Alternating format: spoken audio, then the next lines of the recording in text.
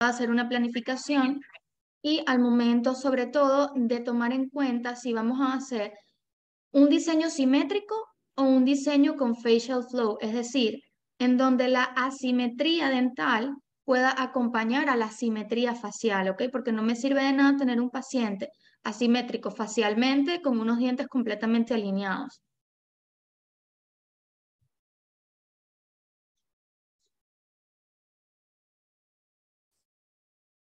Me sirve además para la orientación de mi diseño digital, como ya les comentaba anteriormente. Es una herramienta de comunicación que yo voy a tener también con el laboratorio y al momento de yo querer realmente tener el paciente en la pantalla. A modo de marketing, obviamente, es una de las grandes ventajas que nos ofrece porque todo producto hay que saber cómo venderlo. Y para la documentación y educación en el caso de que esto sea de agrado para algunos. Entonces, ¿qué necesito saber para lograr una buena fotografía?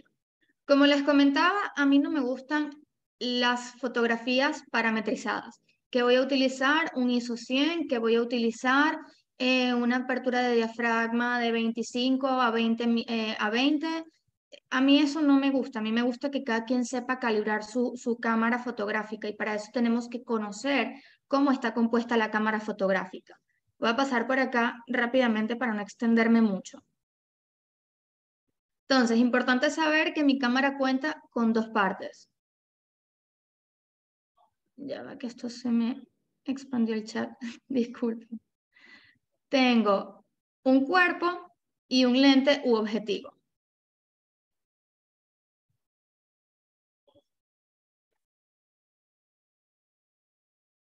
¿Ok? Dentro de mi cuerpo voy a contar con distintas partes que necesito conocer. Voy a tener un espejo, voy a tener un obturador, un sensor, un disparador. Aquí pueden ver cada una de las partes. Bien, esto se me pasó.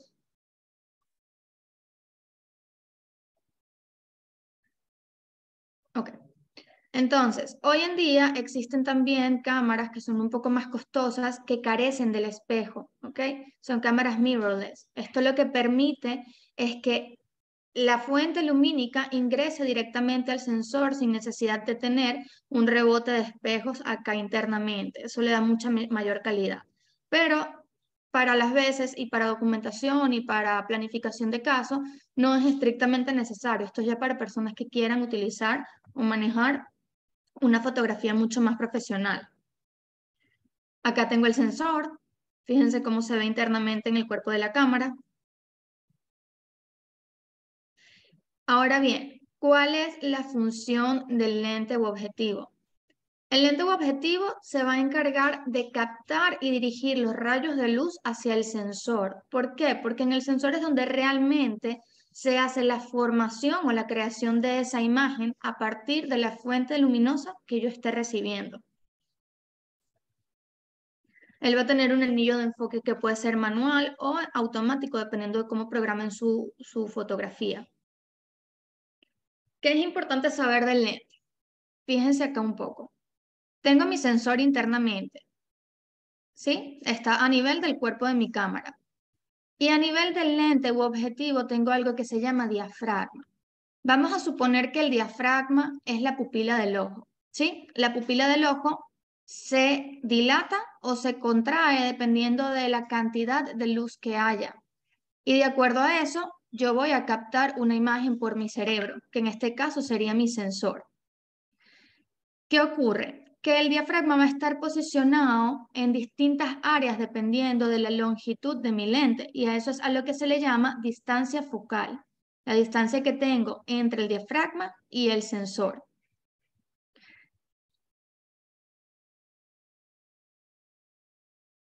Si yo tengo el diafragma más cerca del sensor, quiere decir que son lentes de menor cantidad de milímetros, se reduce mi distancia focal. Y si se fijan, el ángulo de visión, que va a ser la cantidad de objetos que yo voy a captar en una fotografía o en una imagen, se va a aumentar. Si en el caso opuesto, yo alejo el diafragma de mi sensor, se reduce el ángulo de visión y aumenta la distancia focal. Pero esto es lo que a mí me va a permitir conseguir cercanía en una fotografía, mayor calidad y mayor detalle de la misma. De acuerdo a esto, entonces nosotros podemos clasificar todos los lentes que podemos utilizar para una cámara, ¿sí? Desde un lente ojo de pez, que ya se los voy a mostrar solo a modo de conocimiento, hasta el que nosotros utilizamos y es el que nos funciona para las veces de fotografía clínica, que es un macro 100 milímetros. Incluso pueden usar uno de 80, 85 milímetros. Porfa, si tienen dudas me las van escribiendo al chat, que yo sé que esto es un poquito como denso y técnico.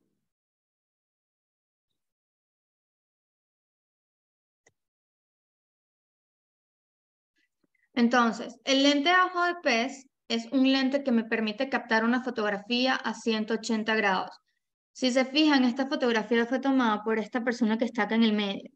Esta foto la coloco porque me trae muy buenos recuerdos. Es una fotografía que tomamos en el año, creo que fue 2017 o 18. Y si se fijan, se ve una visión bastante completa. Doctora, todas las cámaras soportan un macro de 100 milímetros. Cualquier cámara DSLR puede soportarla, sí. Lo pregunto por el peso del lente. Alguien creo que está enrumbado por ahí. Te amo.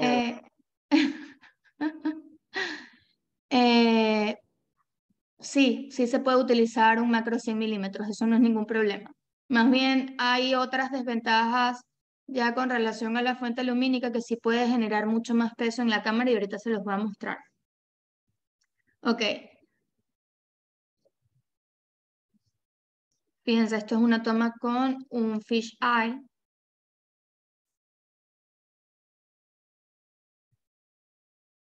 Los lentes angulares son lentes que pueden ir de 75 a 35 grados en el ángulo de visión, ¿ok? Es lo que pueden captar. No nos interesa en este caso porque son lentes que se utilizan más que todo como para documentaciones, para fotos de paisaje, entre otras cosas, ¿ok? Se los pueden comprar si quieren llevarse su cámara de viaje, por ejemplo. Ahora bien, vamos a hablar un poquito sobre las cámaras o los lentes de las cámaras fotográficas en teléfono. Yo sé que muchos de ustedes quizás no tengan todavía una cámara eh, profesional para toma de fotografías y para documentación de sus casos, ¿ok? Y hay algo que es muy importante que sepan. No sé si alguno ha visto una fotografía tomada por teléfono en donde se ve como que si el arco fuese muy reducido en la parte posterior, en el sector molar. Se ven muchísimo, los veo muchísimo en Instagram, publican esas fotos tomadas con teléfono y se reduce bastante el campo de visión hacia la zona molar, entonces se ve como chiquitico hacia atrás. Ok, esto sucede porque, exactamente, distorsiona la fotografía. Esto sucede porque cuando yo tomo una fotografía con una cámara de teléfono, ok, el teléfono tiene un lente angular, ¿sí? Y este lente angular yo tengo que saberlo manejar bastante bien. ¿Qué sucede? Que si yo acerco mucho el teléfono al objetivo que yo quiero captar, si acerco mucho el teléfono a los dientes en este caso, voy a generar una distorsión llamada efecto barril, ¿sí? El efecto barril es esa típica fotografía que ustedes ven en Instagram en donde el arco se ve muy reducido en el sector molar. Entonces, ¿qué tengo que hacer o de qué manera yo puedo contrarrestar este efecto barril? Yo tengo que alejar el teléfono del paciente y tengo que hacerle zoom. Voy a perder calidad, sí, pero no voy a distorsionar la fotografía. También la calidad va a depender mucho del tipo de teléfono que tengan, ¿ok? Se supone que los nuevos iPhone tienen un lente teleobjetivo, uno gran angular y un ultra gran angular. Sí es cierto que tienen muy Y el que buena no tiene cámara. iPhone. El que no tiene el iPhone tiene Android, me imagino, ¿cierto? Que los Android últimamente también incluyen más de una cámara, entiendo yo. ¿No? Sí, es correcto. Yo, por ejemplo, Okay. yo tengo para documentar en el consultorio, yo no utilizo mi iPhone. Yo soy usuario de iPhone y supongo que hablamos de iPhone porque la mayoría es usuario de iPhone, pero también Android tiene cámaras muy buenas. Yo utilizo el Google Pixel, por ejemplo. Lo voy a escribir aquí. Bueno, Google Pixel. de hecho hay cámaras de Android que a mí me parecen mucho mejor que las de iPhone. Lo que pasa es que hoy en Sí, día el totalmente. modismo, yo también me incluyo en ese modismo, va más a la tendencia de iPhone. Pero si a mí me preguntan entre una cámara de Samsung y de iPhone, yo creo que la de Samsung es muchísimo mejor inclusive. Bien, el hecho es que si bien están realizados hoy en día con muy buenas cámaras y muy buenos lentes, obviamente no me va a llegar a a un lente macro o a un teleobjetivo de una cámara profesional, ¿ok? Porque es lo que tratan de imitar, pero su principio no es el mismo que el de una cámara fotográfica ni cuenta con simplicidad, no modismo. Bueno, un poco de ambos. Android también ofrece muchas simplicidades que quizás no conocemos porque no nos adaptamos a esa realidad. Bien, en fin, podemos conseguir muy buenas fotografías con un teléfono, no es necesario tener una cámara fotográfica y a esa es a la conclusión que quiero llegar. Solo tenemos que saber cómo hacerlo, nunca acercar el teléfono al paciente, alejarnos un poco y ampliar por medio de un zoom.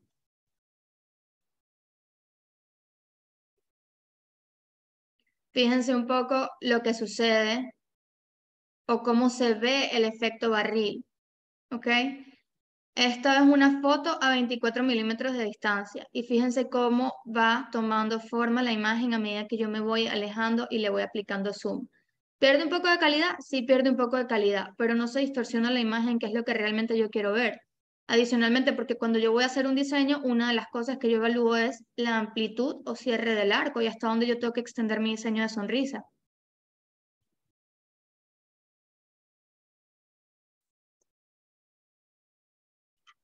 ¿Ok? Acá entonces puedo ver que con un lente 18 milímetros puedo conseguir una foto donde abarque mayor cantidad de objetos.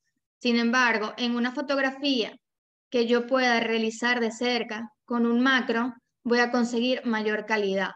Y ahí es a donde voy y a donde quiero llevar el por qué necesitamos, cómo hacer para que se escuche. Ana, hay personas que entiendo que no están escuchando.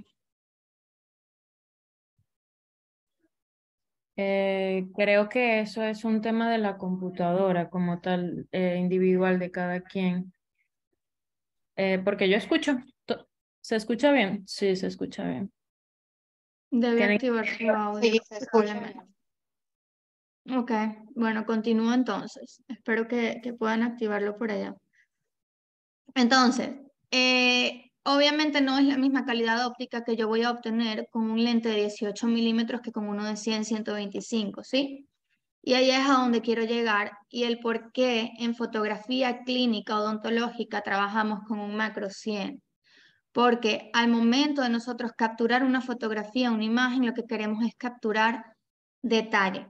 ¿Ok? Si yo tengo un paciente con hipoplasias del esmalte y yo quiero documentar las hipoplasias del esmalte, la mejor manera de hacerlo es con un lente que me brinde detalle, que reduzca mi ángulo de visión, un poco de lo que vimos antes, pero que amplíe la calidad de esta imagen.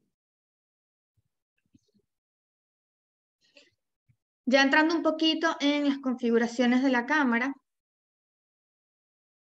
vamos a hablar un poco sobre lo que es el triángulo de exposición. Ya sabemos cómo o qué necesito para tomar una fotografía, sea cámara fotográfica profesional o sea una cámara de teléfono. Pero cuando hablamos de cámaras profesionales, ¿ok? Tenemos ciertos parámetros o configuraciones, que incluso algunos teléfonos tienen estos parámetros y configuraciones que se pueden modificar, que son los que me van a permitir un mayor o menor paso de luz a mi fotografía. Y son los que van a dominar la calidad de esta fotografía y la claridad que pueda tener. Dentro de ese triángulo de exposición, tengo tres aspectos importantes. El ISO, ¿ok? El ISO va a controlar el ruido y la luz, va a estar asociado un poquito a las funciones del sensor, que si bien recuerdan es esa pantallita que está dentro de mi cuerpo de la cámara. La apertura del diafragma. La apertura del diafragma, dijimos que el diafragma era como mi pupila. Es qué tan amplia o qué tan cerrada va a estar esa pupila para dar mayor o menor paso de luz. Y la velocidad de obturación es la rapidez con que mi párpado del ojo de mi lente abre y cierra. Vamos a detallar cada uno rápidamente. ¿Ok? Acá les volví a colocar la misma imagen para que puedan recordar. Fíjense que aquí está el diafragma. Entonces vamos a empezar hablando un poquito con ellos. Como les dije antes, el diafragma es como si fuera la pupila de mi ojo. ¿Ok? La pupila del ojo puede abrirse o cerrarse, contraerse o dilatarse para permitir mayor o menor paso de luz. Entonces, estos son los valores del diafragma y si se fijan son inversamente proporcional a el cierre del mismo. A mayor número, menor apertura. ¿Ok? Un diafragma en 32 quiere decir que el paso de luz es muy poca. Y esto yo lo realizo o lo utilizo cuando yo quiero obtener mucho detalle de una fotografía. ¿Por qué? Porque existe algo que controla el diafragma que se llama profundidad de campo. La profundidad de campo es qué tan detallada y qué tan enfocada va a estar mi fotografía. ¿Ok? ¿Qué sucede? Si yo abro demasiado el diafragma, voy a encontrar una fotografía en donde se enfoque solamente una parte del objeto. Si hablamos de fotografía intraoral, por decir algo, ¿yo qué quiero que copie? ¿Solo los centrales o el arco completo? Si yo necesito que me copie el arco completo, yo necesito por lo menos tener un diafragma entre 22, a mí me gusta entre 20 a 25. Estos valores pueden variar también dependiendo del tipo de cámara que tengan, si es Nikon, si es Canon y dependiendo del modelo de cada uno de ellos. Si yo utilizo un diafragma de 5.6 o de 8 en una fotografía intraoral, voy a conseguir un enfoque, por decir algo, en los centrales. Y todos los demás dientes van a verse borrosos. Entonces voy a tener muy poca profundidad de campo y no me es funcional para el detalle que yo quiero conseguir. El ISO, como dijimos, está relacionado a las funciones del sensor, ¿ok? Va a ser la sensibilidad del sensor. Y el sensor, como ya dijimos, es el que se encarga de captar la luz y formar la fotografía o la imagen. ¿Qué sucede con el ISO? A mí no me gusta aumentar el ISO o alterarlo a menos que vaya a hacer una toma de video o que vaya a tomar alguna fotografía de paisaje. ¿Por qué? Porque el ISO, como sensibiliza el sensor de mi cámara, entre yo más lo aumento, más ruido me genera. No sé si lo han visto en las cámaras de fotografía y en las cámaras viejas, en las cámaras de fotografía de teléfono, perdón, y en esas cámaras viejas que normalmente se tendía a ver este puntillado muy característico de las fotos, que de hecho hay unos filtros que dicen que son fotos retro. Esto es porque como no existían opciones tan avanzadas de fotografía en ese momento ni de cámaras, el ISO alteraba mucho y sensibilizaba el sensor para tratar de aprovechar al máximo la luz que estaba captando y formar la imagen, pero al mismo tiempo la distorsionaba y formaba ruido. Entonces siempre trato de mantener ISO 100 en la medida de lo que se pueda. Otra cosa, a mayor ISO, obviamente, más luz voy a obtener en mi fotografía. Por eso a veces me veo en la obligación cuando tomo un video de alterarlo. Esto es otro ejemplo que les coloqué por acá. Desde un ISO 50, creo que ninguna cámara hoy en día usa prácticamente ninguna ISO 50. Hasta un ISO que puede estar en 1000, 12.000, o sea, dependiendo también de la cámara y el modelo que tengan, pueden conseguir distintos valores del mismo. Y por último, dentro del triángulo de exposición tenemos la velocidad de obturación. Yo básicamente no modifico la velocidad de obturación. Siempre se trata de mantener en una 125, que es lo que me asegura obtener una fotografía estable. ¿Por qué? La velocidad de obturación es la rapidez. A ver, es decir, que el ISO Hace falta un buen flash, ¿cierto? Correcto. Ahorita vamos a hablar sobre eso, sobre las fuentes lumínicas. Normalmente la velocidad de obturación me va a decir qué tan rápido ese párpado del diafragma se cierra para concentrar la luz y se vuelve a abrir, ¿ok? Entre más rápido se cierre el párpado de mi ojo, que en este caso es mi lente, menor cantidad de luz yo voy a permitir que entre, ¿ok? Entonces siempre trato no de llevarlo a 1/1000, porque la entrada de luz va a ser muy poca, pero trato de mantenerlo por lo menos en 1/125. ¿En qué momentos yo puedo alterar la velocidad de obturación? Ya más que todo para efectos de fotografías artísticas que yo quiera tomar en paisaje. Acá por lo menos utilizaron una velocidad de obturación bastante alta, ¿ok? Bastante prolongada para obtener este efecto lumínico que pareciera que estar como el paso de un tren. O puedo aumentarlo para conseguir este tipo de fotografías en donde quiero ver el agua estática. ¿Ok?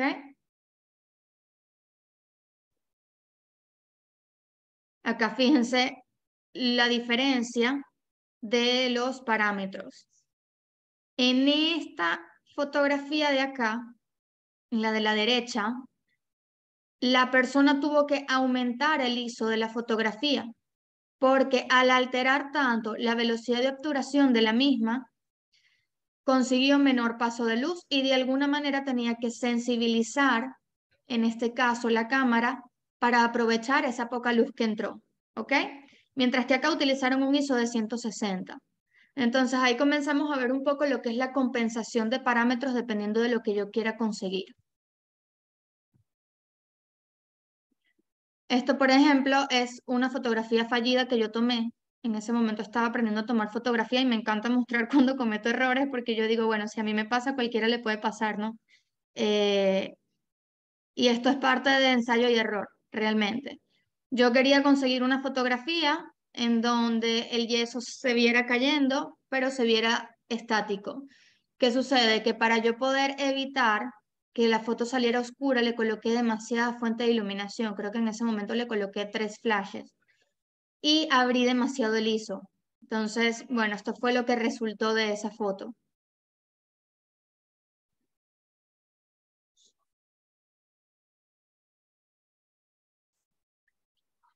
Por último, vamos a hablar un poquito de la temperatura, ¿ok? Y no me extiendo mucho más. La temperatura es muy importante, ¿por qué? Porque muchas veces yo utilizo las fotografías para referenciar el color, ¿ok? Entonces, ¿qué pasa? Cuando yo hago una toma de fotografía, yo tengo que buscar la manera de que mi temperatura sea neutra. Y temperatura neutra estamos hablando, como dicen por ahí, que la luz del mediodía es la mejor para tomar color. Yo tengo que buscar que más o menos esa sea la temperatura de mi fotografía, que está alrededor de los 5000 K. Si yo estoy por debajo de los 5000 K, voy a encontrar una fotografía saturada. Y si estoy por arriba de los 5000 K, voy a tener una fotografía mucho más fría. Entonces, justo en 5000 K es que yo voy a encontrar o voy a tener un balance de blancos.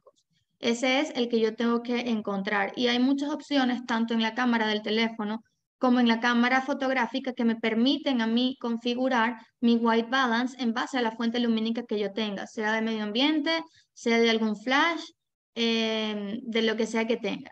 Bien. Bien, por último, para finalizar, voy a hablarles rápidamente de las fuentes de luz. La fuente de luz es lo que me permite a mí tener parámetros estables en la cámara sin necesidad de alterarlos en gran medida para yo poder tomar una buena fotografía. ¿Ok? Voy a tener el Twin Flash, es una herramienta muy buena para fotografía. Realmente a mí me gusta mucho más cuando se trabaja o se utiliza con este brazo mecánico, perdón que lo pasé, con este brazo mecánico, porque distribuye muchísimo mejor el paso de la luz a través del paciente, ¿ok? En cambio, cuando yo lo tengo en este arito que va en el lente de mi cámara, se concentra mucho en el centro, que es más o menos lo que pasa con los ring flash y por eso no me gusta usarlos. Se focaliza mucho la luz. Y a los twin flash normalmente tienen que colocarle un difusor. Existen estos mini box. A mí en lo personal me gusta usar hojas blancas.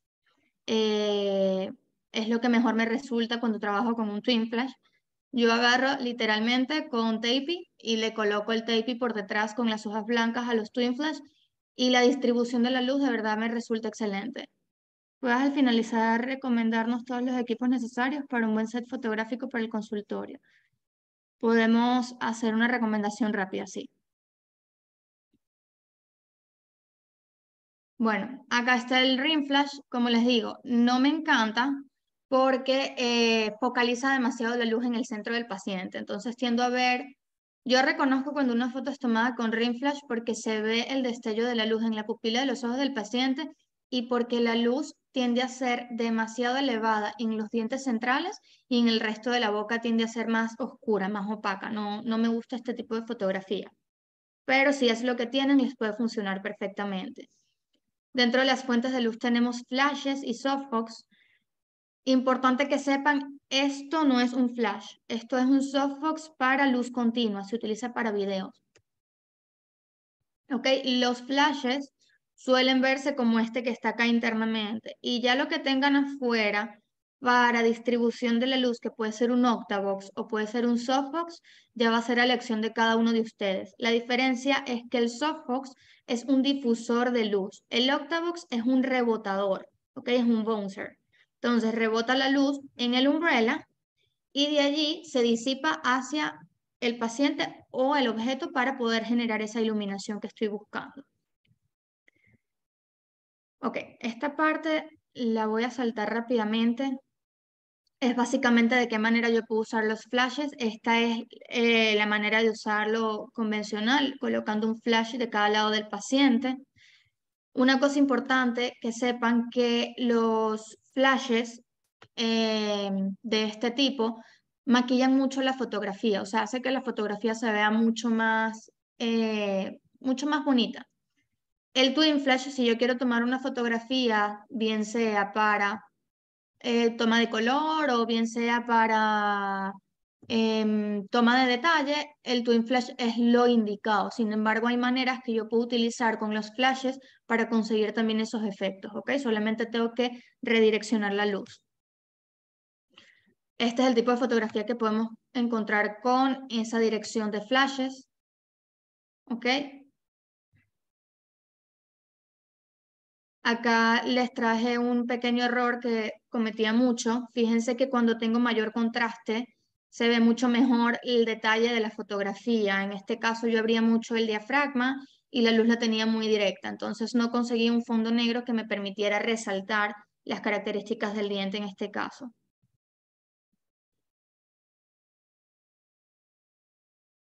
Fíjense que acá lo coloqué en paralelo y en el otro la hice con luz directa. Estas son fotografías tomadas del mismo modo, sin embargo con un espejo de fondo. Si quiero conseguir un fondo blanco, necesito un tercer flash, que lo voy a ubicar por detrás del paciente, de fondo apuntando hacia una tela blanca que no sea brillante o una pared blanca.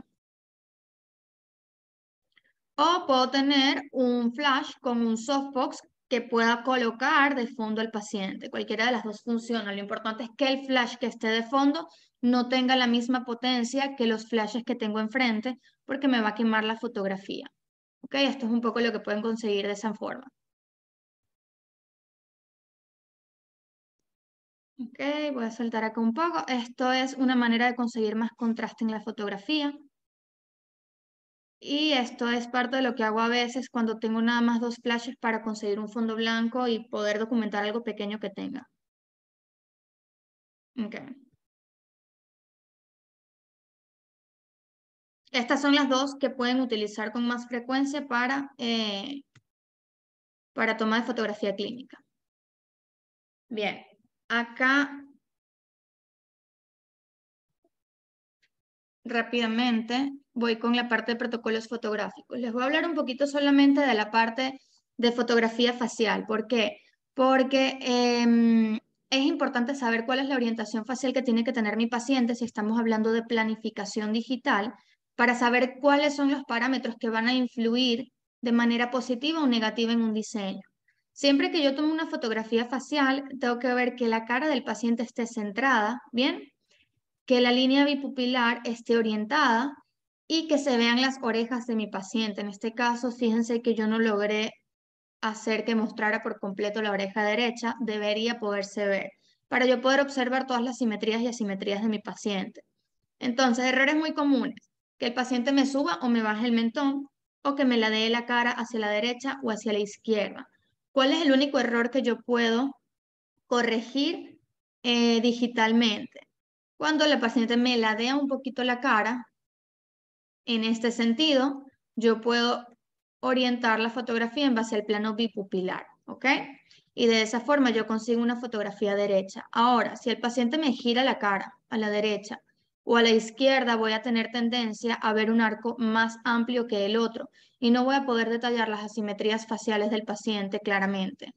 Si el paciente me sube el mentón, voy a ver un arco invertido. Si el paciente me baja el mentón, voy a ver un arco muy marcado. Entonces, estos son aspectos que yo no puedo arreglar digitalmente y necesito cuidarlos al momento de yo tomar una fotografía facial. Bien, entonces tomamos fotografías frontales de 45 grados que nos ayudan junto con la de 12 horas a ver bastante bien la proyección y la orientación de los dientes.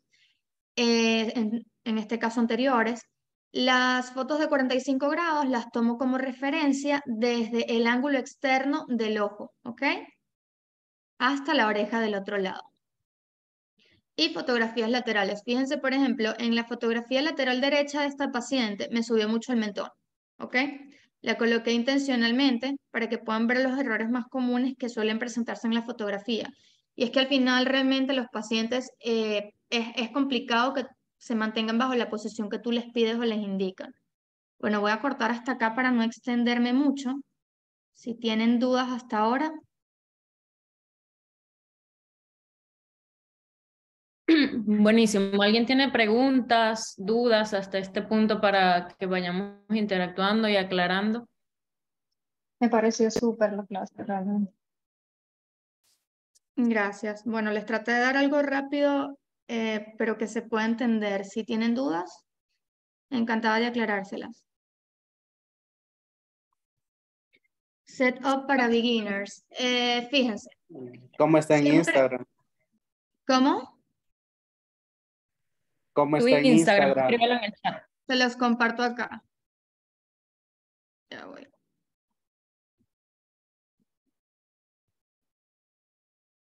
Ese es mi Instagram. Igual les comparto acá la pantalla. Lo tienen por aquí abajo. Ok, voy con el setup para beginners.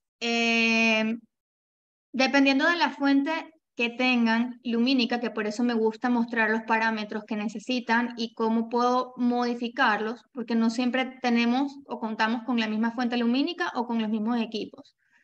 Si yo cuento, por ejemplo, con flashes y softbox, mi recomendación es que utilicen un diafragma de 20 a 25, a veces pueden llevarlo hasta 29 dependiendo de la potencia de los flashes,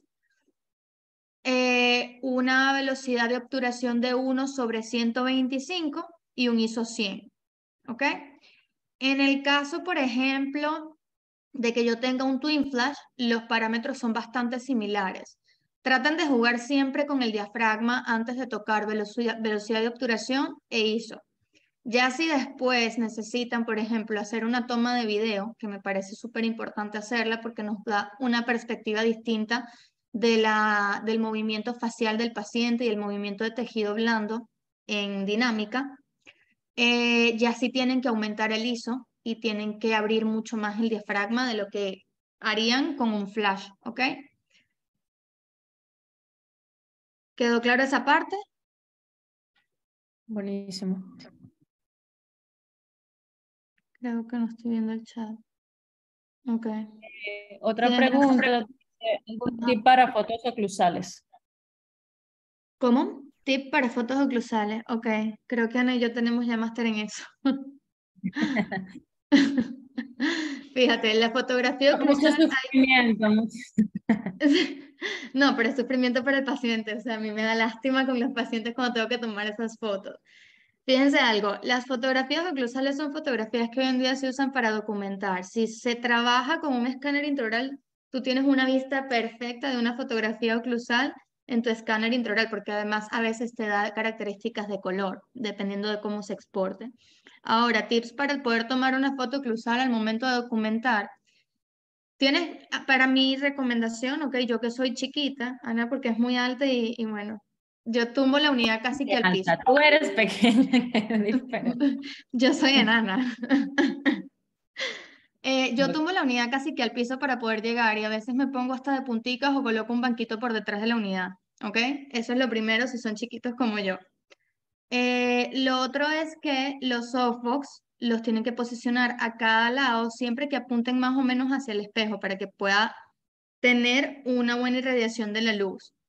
Y al momento de tomar la foto, procuren que tener siempre a la mano una jeringa triple con aire o hay unas peritas que venden que son para colocar aire en caso de que no estén en una unidad clínica odontológica.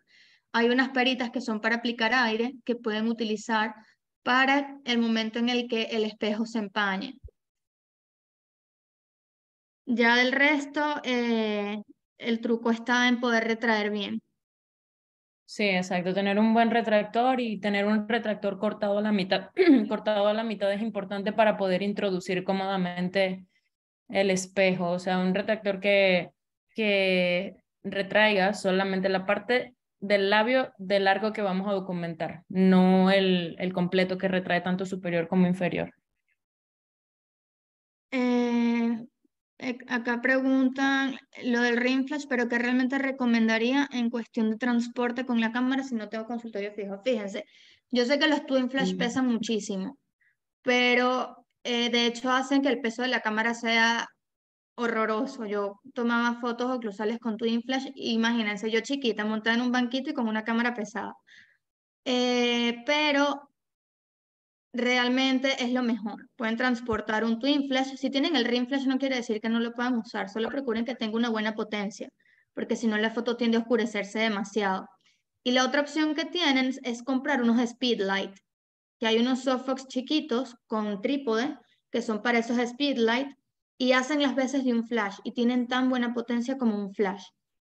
También sí hay mochilas para cámara en Amazon, de hecho hay unas que tienen para cámara y para laptop. Si en Exacto. las fotografías de perfil siempre cambia la posición de la cara de mi paciente, ¿qué puedo hacer con ello? Fíjate, tienes que orientar a tu paciente. Ahí no hay mucho que hacer. Si me hablas de una fotografía frontal, muchas veces puedes colocar una caja de guantes por detrás del cuello del paciente o tener como algún soporte por detrás del cuello del paciente para que no te mueva la cara, sino mantenerla fija. Si es en la fotografía de perfil, tienes que orientarlo y decirle, mira, bájame un poquito el mentón, ponte derechito. Una silla cómoda siempre es bueno para este tipo de fotografías o fotografías que sean sin espaldar, porque los pacientes se sienten muy cómodos cuando tienen el espaldar atrás. Aquí preguntan, ¿Nikon o Canon? Esa es la pregunta del $1.000.000 todo el tiempo, la que siempre aparece. Depende, O sea, es que depende de lo que a ustedes les guste, depende. depende de su ojo, depende de lo que se les haga más fácil. Apple o Android, imagínense, es la misma pregunta. Tal Entonces, cual, bueno, particularmente yo diría que prueben. tal cual. Lo que Prueben sí les puedo prueben. decir, que la Canon va a resaltar más los blancos. La Nikon es lo que dicen muchas personas que se dedican a la fotografía clínica. Yo no es que no lo comparta, lo entiendo, En pero no lo teoría, porque comparto puedes porque al modificar fin, eso también. Tú modificas el balance de blancos y la temperatura y modificas los colores. sí, pero lo Eh, dicen más que todo como por la captación de luz. Nikon tiene como mayor captación de luz, entonces por lo menos en Canon tiende a haber mayor contraste entre encía y diente. Y para cirujanos que quieren ver más colgajos, sangre y esas cosas, normalmente se compran más Nikon y los estéticos tienden a comprar más Canon, o sea, pero eso es muy relativo. A mí Canon me encanta, honestamente. Canon es más user friendly. Por ejemplo, yo lo veo así. Yo comencé con una Nikon y eventualmente me cambié a Canon porque es mucho más sencillo y encuentras equipos mucho más compatibles. Em, los Juno, los Tokina, no sé qué, que muchos no son compatibles con Nikon. Entonces también en temas del bolsillo es un poquito más económico desde mi perspectiva. Exactamente.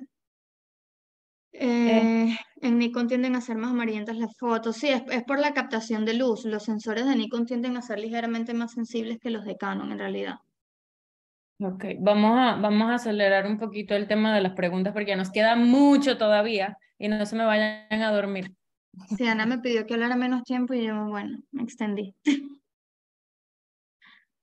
Entonces, Bueno, lee alguna de las preguntas que veas allí que puedas responder. Si alguien tiene otra pregunta un poco más a profundidad, le pueden escribir a la doctora a su Instagram. La doctora le encanta hablar por Instagram también. Le puede lanzar muchísimos tips. ok, voy con la última pregunta y le doy el paso a Ana entonces. Dijo que con el escáner se obtiene una foto, ¿cómo mantengo el color?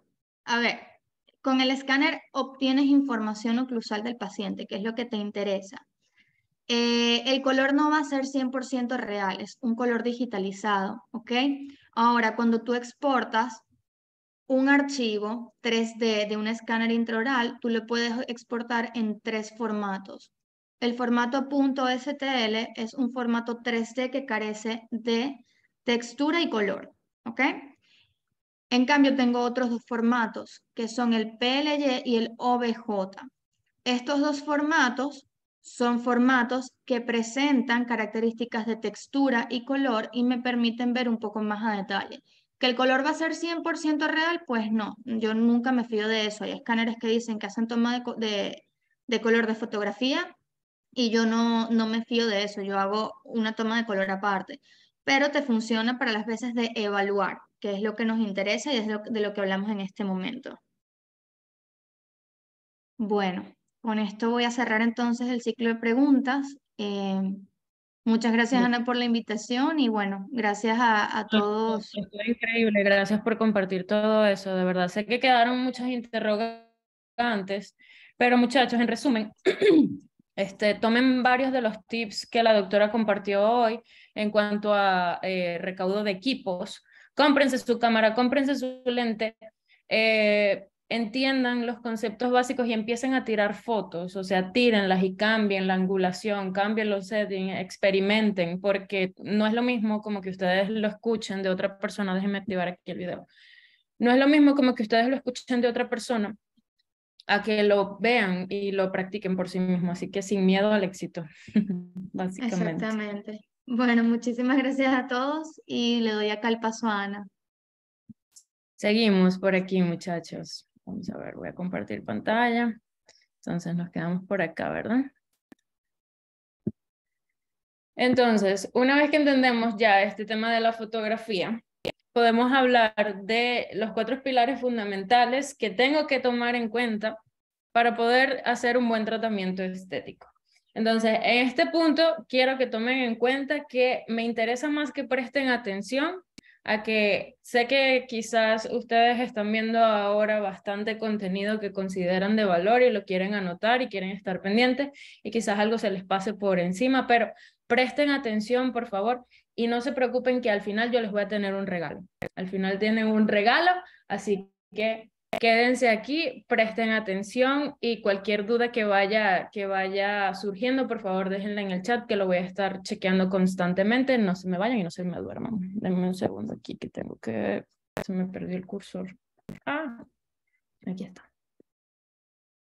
Ok. Entonces, seguimos.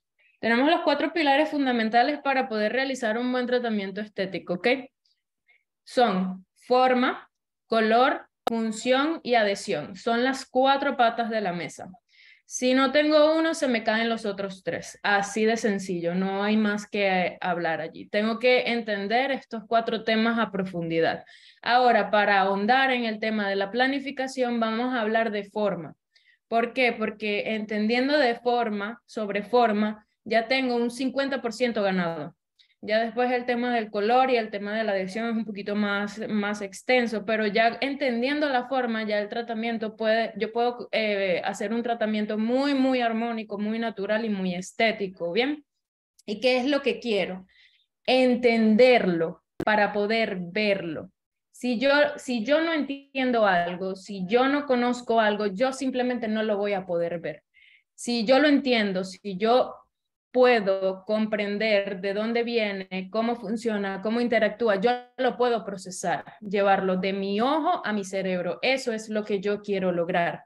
¿Por qué? Porque cuando yo veo a un paciente y veo una sonrisa, yo puedo decir, ok, le voy a hacer carillas, pero ¿qué voy a hacer con esas carillas? ¿Qué voy a mejorar? ¿Qué ángulo voy a mejorar? ¿Qué línea voy a mejorar? ¿Qué angulación voy a mejorar? ¿Qué posición y qué proporción voy a mejorar? Todo eso tengo que poder entenderlo primero, segundo, para poder visualizarlo, para poder procesarlo y llevarlo a mi mente y poder llevarlo a cabo, ¿ok? Así que hablemos de parámetros estéticos de forma. Estos generalmente están desarrollados a lo largo de conceptos, ¿verdad? Conceptos que son bastante abstractos. No sé si han escuchado del tema de DSD, ¿ok? Supongo que sí, tiene muchos años. Y también hemos visto literatura sobre el tema de los golden proportions, de los red proportions, etc. Y cuando habla de la parte de proporciones, habla de porcentajes, que el central debe ser un 80% con respecto a no sé qué, los caninos 60%, bla, bla, bla. Pero ¿qué pasa? Si yo sé exactamente el número, yo puedo medirlo y puedo mejorarlo. Es mucho más sencillo, no es tan abstracto, ¿ok? Entonces, dame un segundito que estoy aceptando personas por aquí. Entonces, en ese momento, cuando yo sé exactamente dónde entra la cantidad de milímetros, donde entra un parámetro de proporción, yo puedo hacer un rejuego. Yo puedo saber que, ok, los centrales idealmente deberían tener una longitud de 10.5 milímetros de largo por 8.5 milímetros de ancho. Ahí entra el porcentaje de 80%, ¿ok? El central debe ser un 80% de su ancho con respecto a su largo.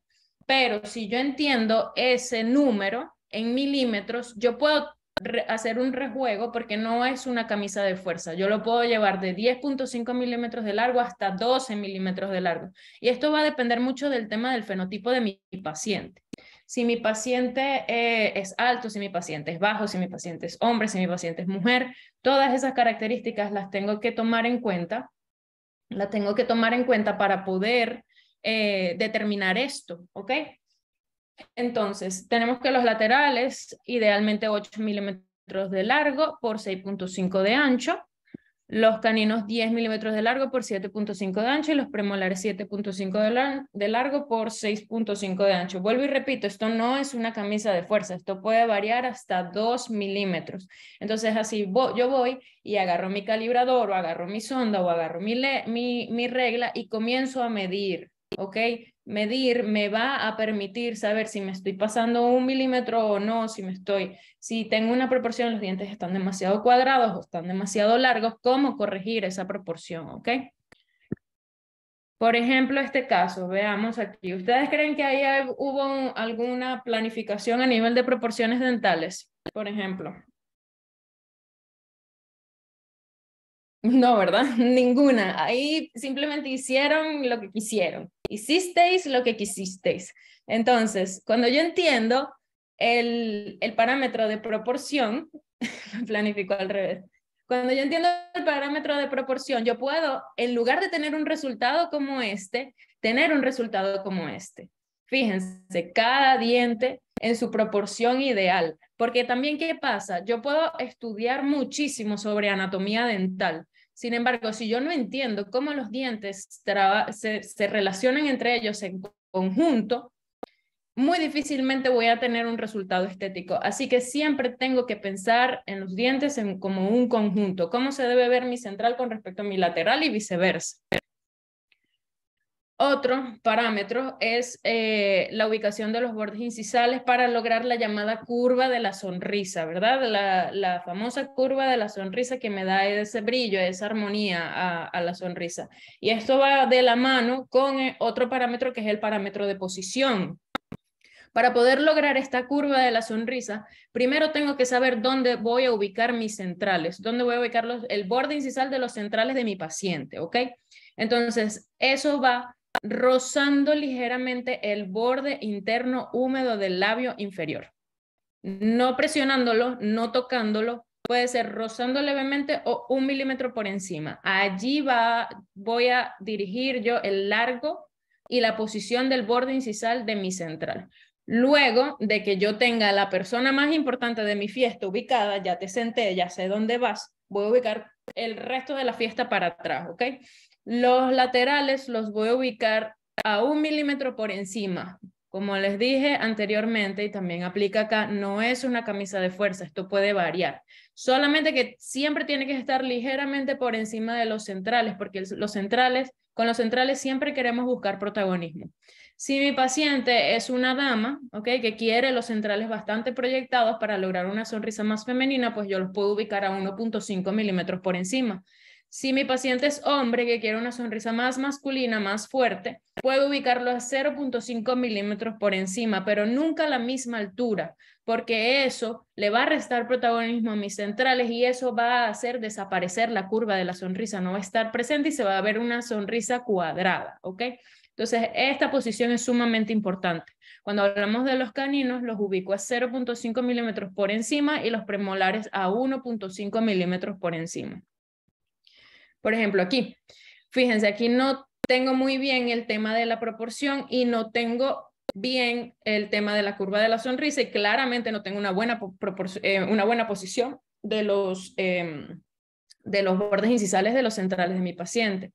Sin embargo, entendiendo esos 3 parámetros, fíjense cómo yo puedo llevar a mi paciente de esta situación a esta situación, solamente con resina compuesta, ¿ok? Y allí, este no es un caso que involucró tanta complejidad a nivel de color, sin embargo, llevaba bastante complejidad a nivel de forma. Y solamente con 3 parámetros, entendiendo 3 parámetros, pudimos tener este resultado, ¿ok? El próximo parámetro son los ángulos interincisales. Déjenme saber si hay alguna pregunta hasta aquí, o estoy hablando muy rápido, o voy muy rápido, o todo se ha entendido. Todo bien hasta ahora. Todo bien. Todo es entendido. Genial. Seguimos por acá. Entonces, los ángulos interincisales yo diría que es el parámetro más importante para darle individualidad a cada uno de los dientes. Aunque estamos hablando de verlos todos los dientes en conjunto, no queremos una sonrisa tipo teclas de piano, donde todos los dientes se vean pegados. Queremos una sonrisa donde cada elemento tenga cierta individualidad para que se vea como sexy, que cada uno tenga su momento y su lugar, ¿ok? Y esto viene dado por el ángulo interincisal. Es este ángulo que se va a formar entre los bordes incisales de cada uno de los dientes, comenzando entre los 2 centrales, ¿sí? Es el único que es simétrico. ¿Por qué? Porque el ángulo interincisal se forma por la convergencia de la cara mesial a nivel del borde incisal de ambos centrales, ¿ok? Esto va a crear un ángulo simétrico, una V invertida. A medida que me voy más para atrás, entre central y lateral, el ángulo mesial va a ser un ángulo recto y el ángulo distal va a abrir más hacia distal, es decir, va a ser más empinado hacia distal. Esto viene dada por la angulación y por la forma y la posición del borde incisal de mi diente vecino, ¿ok? Y este fenómeno ocurre siempre. A medida que me voy más para atrás, el ángulo distal va a abrirse cada vez más. ¿Por qué? Porque ya cuando pasamos a nivel de los caninos, premolares y molares, ya tenemos presencia de una cúspide como tal, ¿ok? Entonces, ese ángulo va a ir abriendo cada vez más. Entonces, vuelvo y repito, entre los centrales, simétrico entre ellos, y a medida que me voy para distal, más hacia distal, el ángulo mesial recto y el ángulo distal cada vez más abierto a medida que me voy más para atrás. Esto es muy importante, como les dije, para tener individualidad en cada uno de los dientes, aunque los veamos como conjunto. Yo no quiero que mis dientes se vean pegados, yo no quiero que mis dientes se vean como teclas de piano. Fíjense en este caso. Ok, fíjense en el ángulo interincisal del lado entre canino y lateral del lado izquierdo, si lo estamos viendo de frente aquí.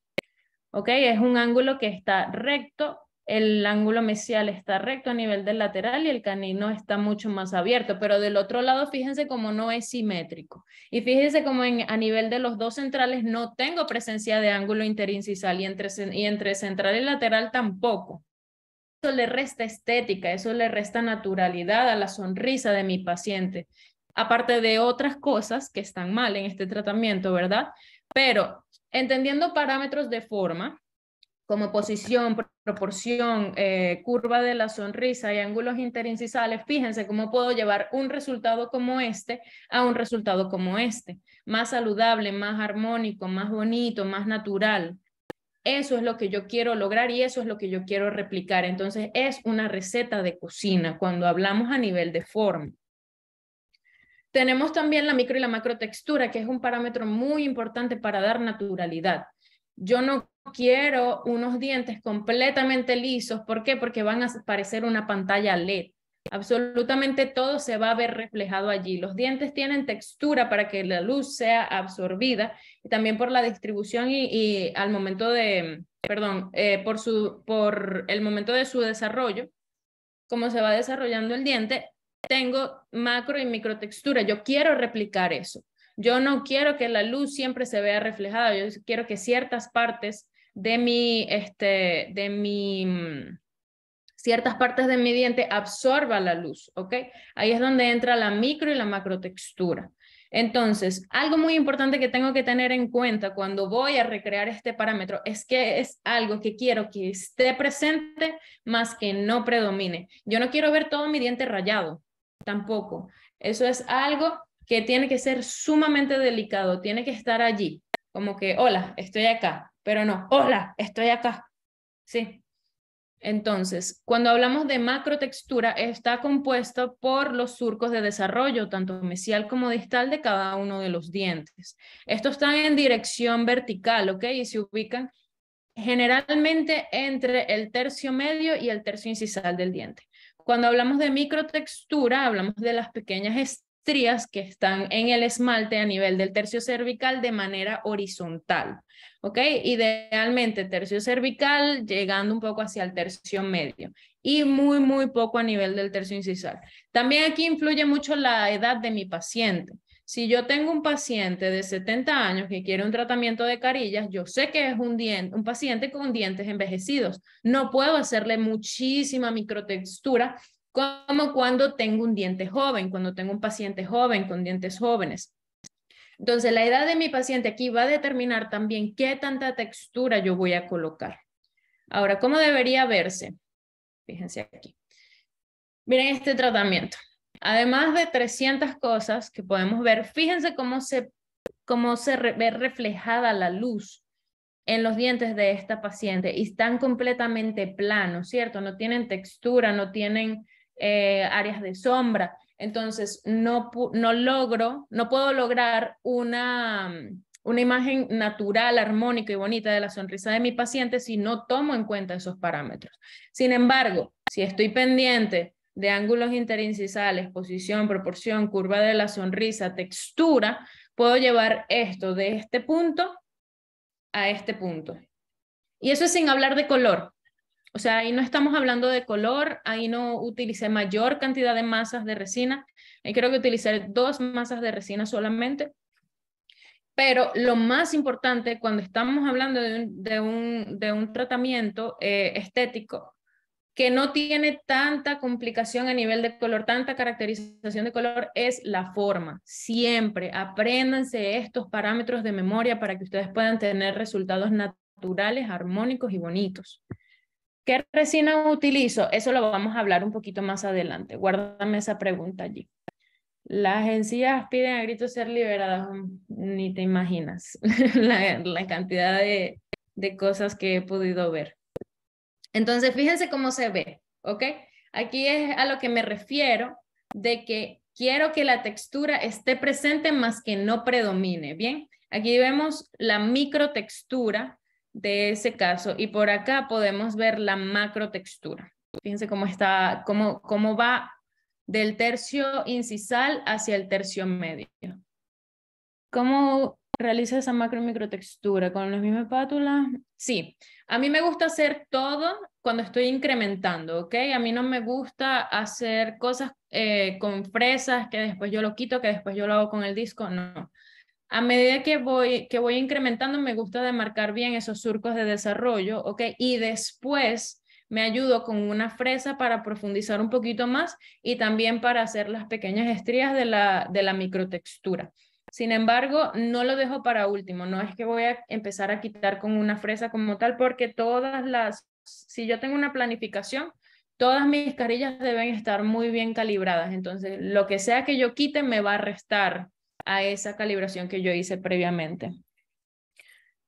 No entiendo qué dices cuando me preguntas que para que no me quede contorneada, sobrecontorneada.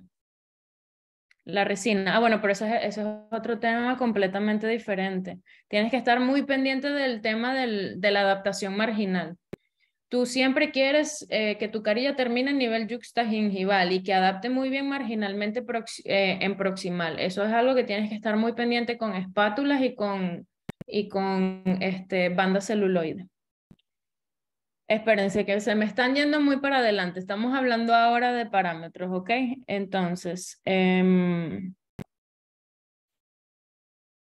cuando habla de calibración, habla de la parte de forma que habló de los milímetros. Sí, yo quiero calibrar todo. Yo quiero saber exactamente el grosor y el largo y el ancho de todo lo que voy a colocar. Todo está perfectamente calibrado al momento que yo termino. Entonces yo lo único que quiero es pulir y ya está. Yo no quiero quitar excesos, ¿ok? Entonces por eso es la planificación anteriormente. Y como les decía, el tema del sobrecontorneo hay que estar muy pendiente de la adaptación marginal. Bueno, ya creo que ya respondí esa pregunta de cómo realizo la macro y la microtextura. Con pincel, espátulas y al final la microtextura con una pequeña fresa puede ser, yo utilizo una multilaminada troncocónica. No me gusta diamante porque siento que raya mucho. Entonces, veamos el próximo. Las líneas de transición. Estas líneas son las que van a determinar el ancho y el largo visible del diente. Está el ancho y largo real y está el ancho y largo visible. ¿Por qué? Porque estas líneas de transición vienen dadas por los puntos de mayor contorno del diente donde converge la cara vestibular con la cara palatina. Es un ángulo.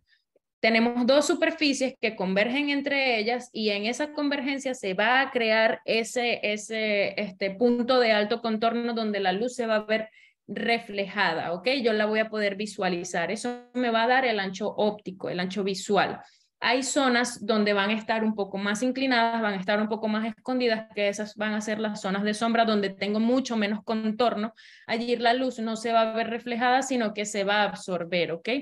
Estas líneas de transición, yo debo poder visualizarlas cuando hablamos en conjunto, ¿ok?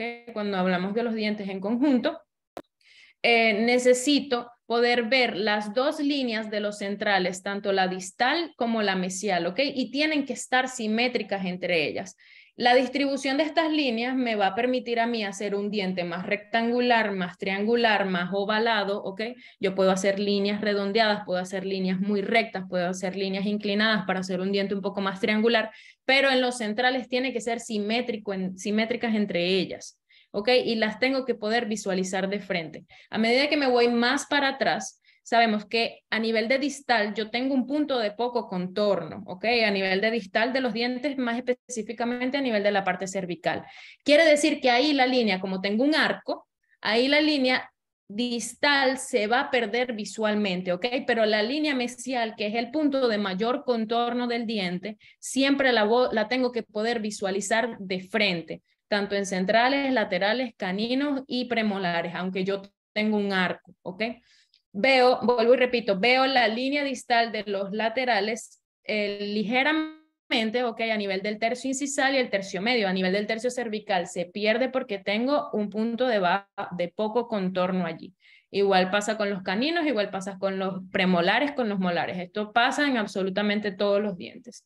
Entonces, entender este parámetro me permite también, además, cuando yo tengo discrepancias a nivel de espacios, por ejemplo, cuando tengo diastemas, suponiendo que tengo un espacio entre central y lateral del lado derecho de 1 milímetro y central y lateral del lado izquierdo de 2 milímetros, ok, cerrar ese diastema, bien, porque no puedo cerrarlo con la misma cantidad de resina, ¿cierto? Un lado me va a quedar más grande que el otro, inevitablemente. Sin embargo, si yo coloco a la misma distancia estas líneas de transición unas de otras, suponiendo que tengo de ancho en el lateral derecho 8 milímetros y en el lateral izquierdo 9 milímetros, si yo ubico las líneas entre ellas en cada uno de los dientes a una distancia de 7 milímetros, visualmente se van a ver iguales, ¿ok?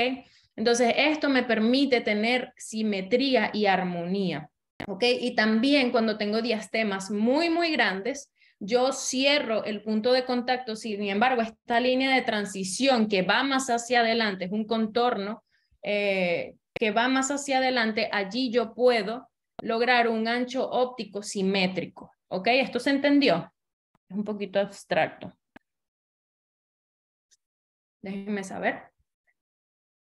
Sí, ok, perfecto. Entonces, veámoslo aquí. Aquí tengo mi zona de luz, que va a ser la cara vestibular, y tengo mi zona de sombra, que va a ser la cara proximal de mi diente. La convergencia entre estas dos superficies va a crear esa línea, ¿ok? Y ahí es donde se va a ver más reflejada la luz. Por ejemplo, veámoslo en este caso. Esos son las zonas del diente donde intencionalmente yo quiero que la luz se vea más reflejada porque le da esa forma a mi diente. Si yo quiero que sea triangular, recto u ovalada, como habíamos dicho. Sin embargo, cuando no entiendo este parámetro y hago algo así, ¿ustedes creen que aquí tenemos estética? ¿Ustedes creen que esto es bonito? ¿Ustedes creen que esto es armónico? O sea, yo puedo decir que para mí quizás es bonito, pero tenemos estética, tenemos armonía. Por ejemplo, fíjense donde se ve reflejada la luz, en el mismo medio del diente.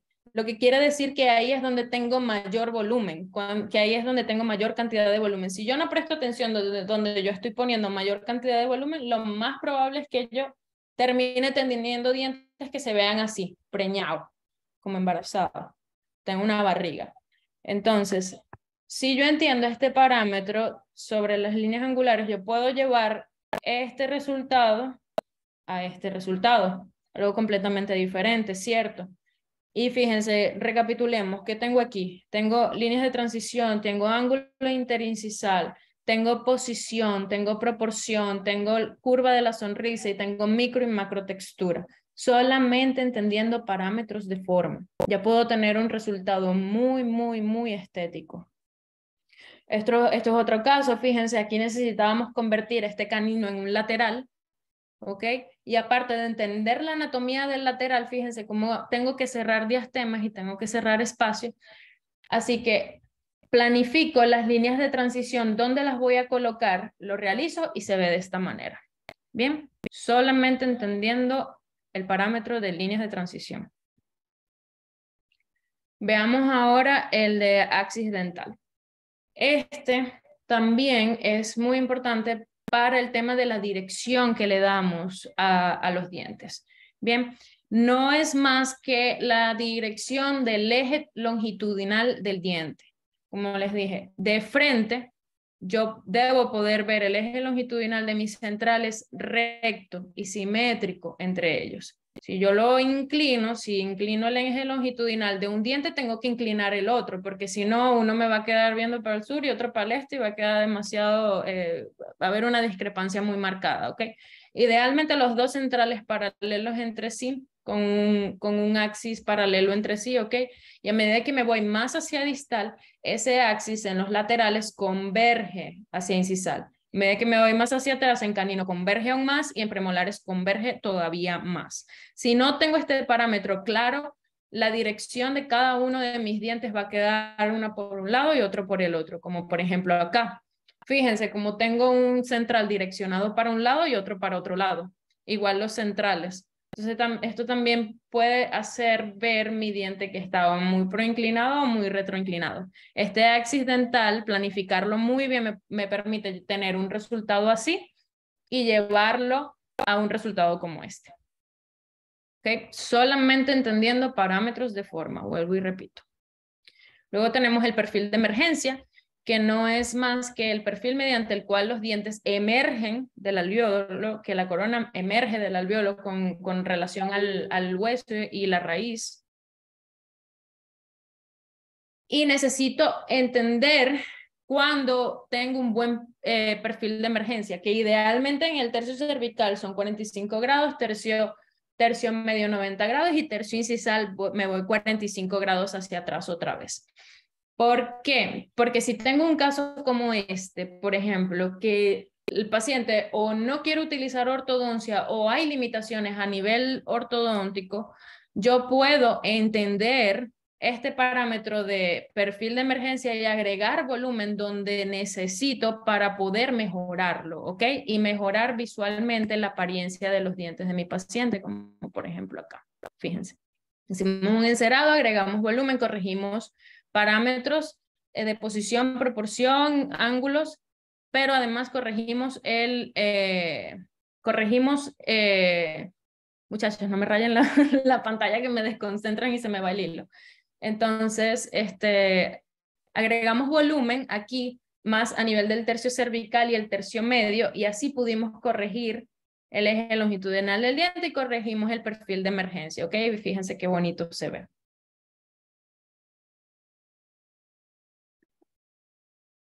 También el perfil incisal palatino es importante. ¿Por qué? Porque caras vestibulares vemos, pero caras palatinas no sabemos, ¿verdad? Entonces, en este punto es muy importante a nivel funcional porque está directamente involucrado en los movimientos protrusivos y laterales de la mandíbula, ¿ok? Así que en el perfil incisal palatino siempre quiero un cíngulo, siempre que a nivel de los incisivos, siempre quiero tener un cíngulo, siempre quiero tener dos crestas marginales y siempre quiero un borde incisal, ¿ok?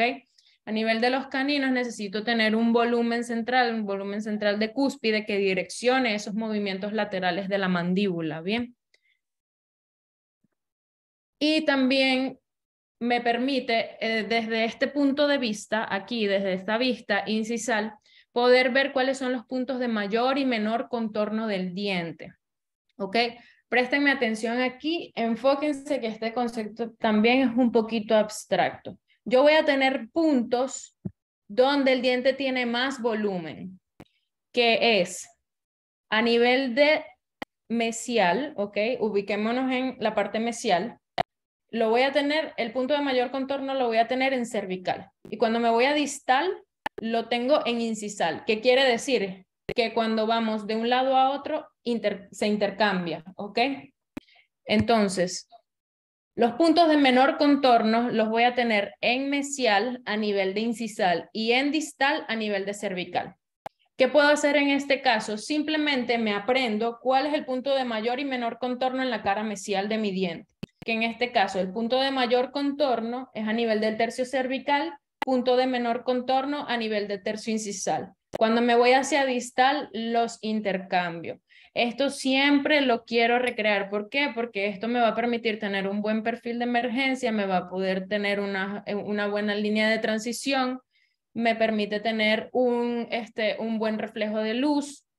¿Ok? Entonces, este fenómeno se repite en todos los dientes, así que siempre quiero tenerlo muy, muy presente. Déjenme saber si se entendió y si estamos entendiendo todo hasta acá.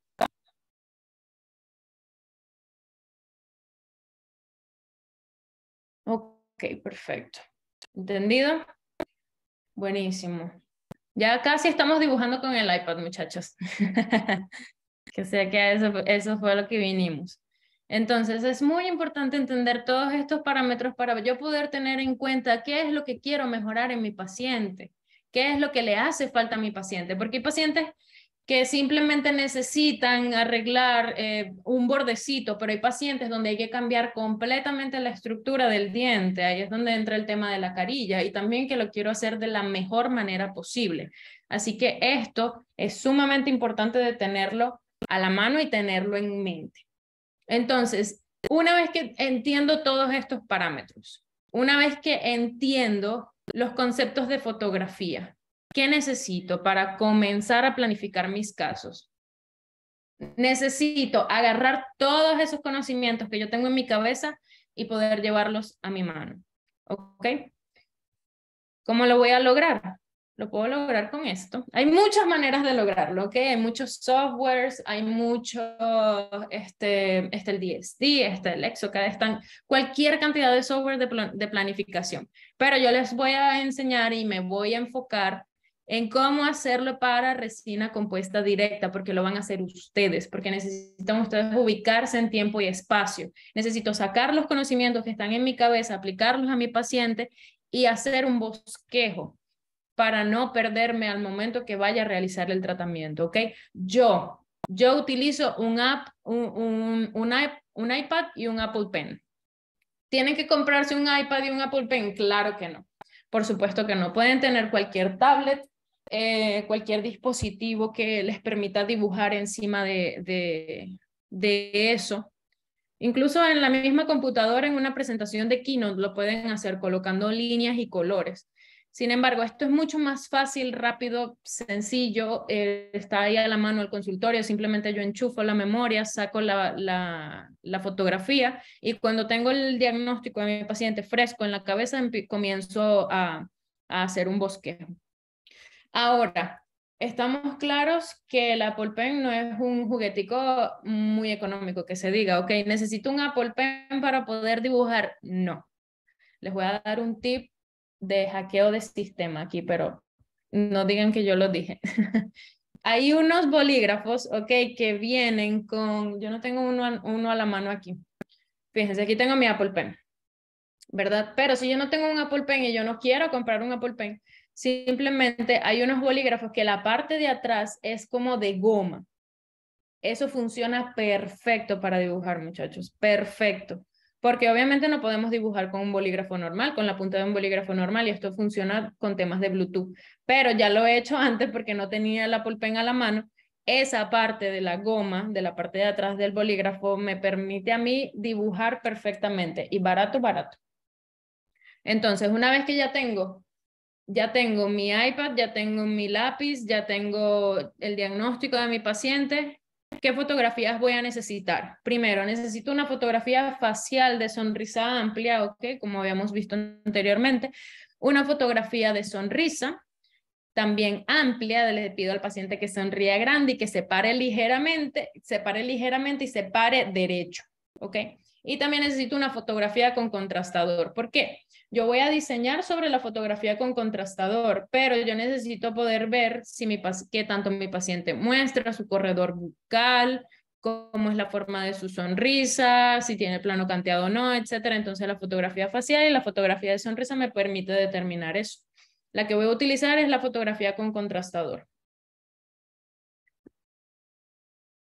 También necesito las fotografías intraorales funcionales, pero esto es para temas de lograr ver cómo está la guía anterior, la guía canina, la máxima intercuspidación de mi paciente. Todo eso lo tengo que poder entender. Entonces, ¿hacia dónde quiero llevar cada cosa? ¿Ok? En este caso, fíjense cómo esta paciente está borde a borde, así que tenemos un problema allí para poder solucionarlo. Si yo solamente me fío de la fotografía con contrastador y armo unas carillas brutales, hermosas, y voy a alargar los dientes 4 milímetros, por ejemplo, imagínense, aquí tengo una limitante si no tengo las fotografías funcionales, así que siempre es importante tenerlas a la mano, ¿ok? Entonces, veamos, por ejemplo, este caso, ¿cómo lo hicimos? Lápices de colores y papel también. Lápices de colores y papel. Impriman su fotografía y comiencen a pintar encima de la fotografía con un lápiz y un color. De manera análoga también, ¿por qué no? Entonces, en la computadora Mac se puede hacer. Depende si tu computadora es touch. En la mía no lo puedo hacer, yo lo hago en el iPad, pero lo puedes hacer a nivel de Keynote o de algún programa de presentación que tengas donde puedas colocar líneas y puedas crear formas. ¿Cómo se llama la aplicación? No es una aplicación. Ok, muy importante, gracias por preguntar, se me olvidó aclarar eso. No necesito ninguna aplicación. Y se los voy a mostrar ahora cómo lo hago. Esta es simplemente la aplicación de fotos por default del iPad. Ok, no hay más preguntas aquí, perfecto, seguimos. Entonces, fíjense en este caso. Esto es una paciente que necesitaba varias cositas, ya estábamos de término aquí con la ortodoncia, ok, pero yo necesito que ella, luego de retirarla, de que luego que se le retire la ortodoncia, vaya para periodoncia, ok, necesito mejorar el contorno gingival allí. Entonces, yo puedo valerme de esto para poder del parámetro de proporción y posición, ¿ok? Para poder comunicarme con mi periodoncista, para decirle dónde yo necesito que él corte, cómo necesito que corte. Entonces yo simplemente con la aplicación de fotos del iPad hago más o menos un contorneo, ¿ok? De allí y me comunico con él. Mira la posición en donde está, mira la posición donde yo la quiero. Entonces él digitalmente puede medir. Luego de esto, fíjense como ya aquí está lista la gingivectomía, podemos proceder a planificar nuestras carillas. Y simplemente dibujo cada uno de los parámetros, uno por uno, cómo lo voy a hacer y dónde lo voy a hacer, ¿ok?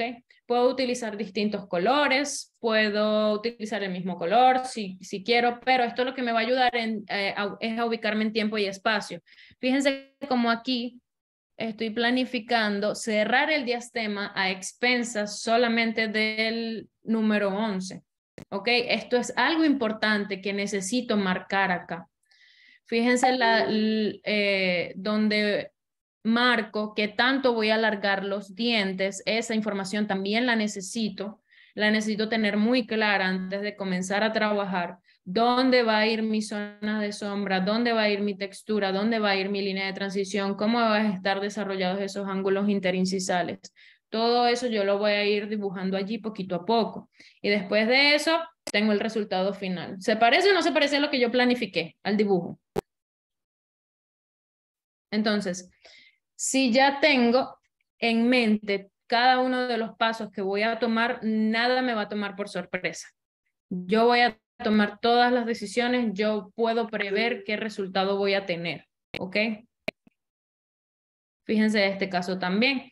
Aquí necesitamos mejorar el contorno gingival, además de las proporciones. Lo hago rápidamente, hago un bosquejo. Este caso fue cerámico, ¿ok? Pero me ayudó ¿para qué? Para comunicarme con mi laboratorio. Además, para ayudarme a ubicarme en tiempo y espacio cuando yo estaba haciendo el encerado. Yo hice el encerado de este caso, así que antes también de comenzar a hacer el encerado, me gusta hacer este tipo de bosquejos. Sí, este es el primer paso. Este es el paso anterior al encerado, ¿ok? Me puede ayudar para realizar mi encerado o me puede ayudar para comunicarme con mi técnico si es mi técnico quien va a hacer el encerado, ¿ok? Y aparte, estoy al momento de hacer este bosquejo, hacer el encerado, ya tengo toda la información necesaria de qué es lo que yo tengo que hacer para mejorar el caso de mi paciente, ¿ok? Para llevarlo a cabo ya una vez que esté trabajando en boca. Entonces, fíjense aquí el resultado final. Bastante simétrico, armónico y bonito, ¿ok? Ahora vamos a practicar. Les voy a mostrar cómo lo hago, ¿ok? Porque sé que esto puede ser un poquito abstracto. Voy a dejar de compartir aquí. Y me voy a ir para acá.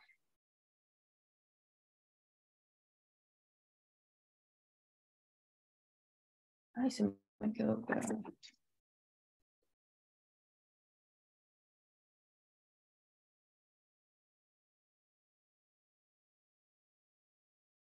Se me quedó pegado el iPad.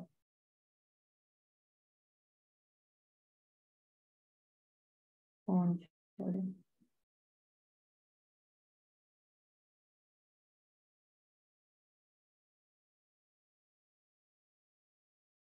Denme un segundo, creo que voy a tener que volver a entrar aquí.